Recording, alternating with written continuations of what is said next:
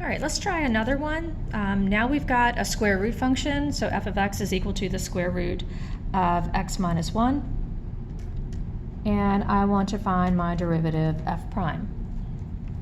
So I'm going to use my limit as h approaches 0.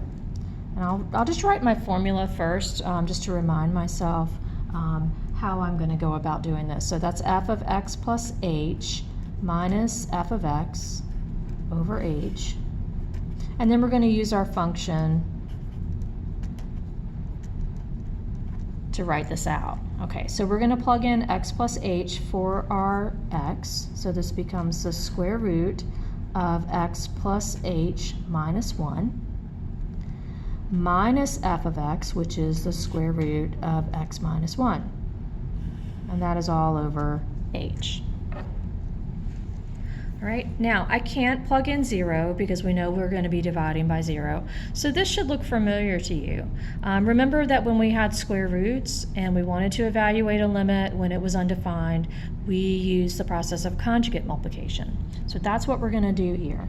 So we're going to multiply by our conjugate, which would be the square root of x plus h minus 1 plus the square root of x minus 1.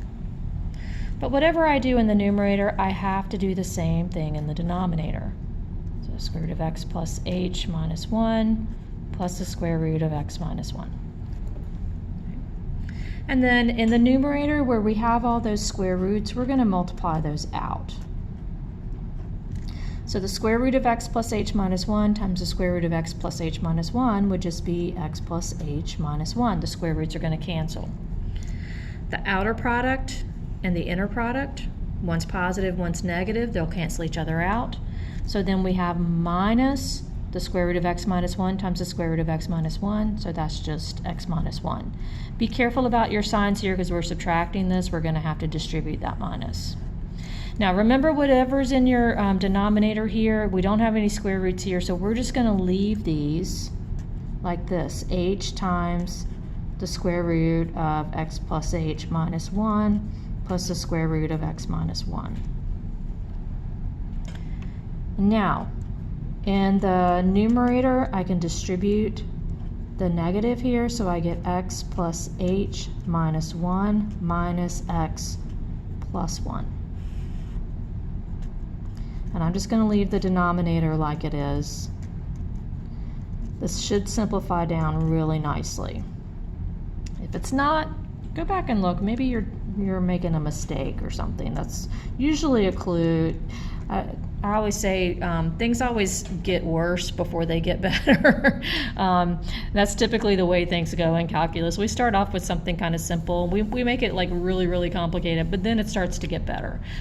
If you're working it and it's not getting better, maybe something is wrong. So go back and look and see if maybe you've done something wrong. All right, so we can see things start canceling. I've got an x and a minus x. Those are going to cancel. I have a minus 1 and a plus 1. Those are going to cancel. So all I'm going to have left in my numerator is h. And we can see that's nice because now I need to make my fraction a little bigger there. Now we can see that the h's are going to cancel in the numerator and denominator. And that should fix our problem. Now the numerator canceled, so we still have a 1 there. And then we have that over the square root of x plus h minus 1 plus the square root of x minus 1. All right, so now can we evaluate our limit? Yes. So now we can plug 0 in for h. I'm not going to get a 0 in the denominator anymore. And remember, we only plug it in for the h. We leave the x's alone. So now, once we plug in that 0, we have evaluated our limit, so we can drop that limit notation. So we can, the h goes to 0, so we just have x minus 1 in the square root plus the square root of x minus 1. And we can add those together because those are just like terms, so that would be 1 over 2 square root of x minus 1. And this is our derivative, f prime, of our original function, okay? Again, what I can do is I can use this derivative.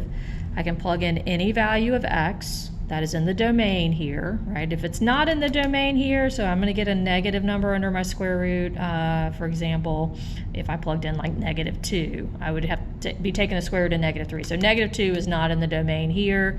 It's not going to be in the domain here either. So we have to make sure that x is in the domain here. So like 5 would work. 5 minus 1 would give me 4. Square root of 4 would be 2.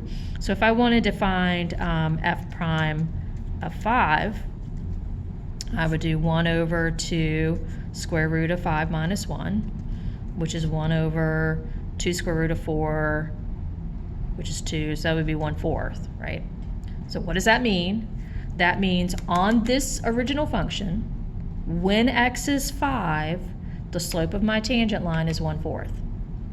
And I can plug in any number that's in the domain here into my derivative, and it will give me the corresponding slope of my tangent line.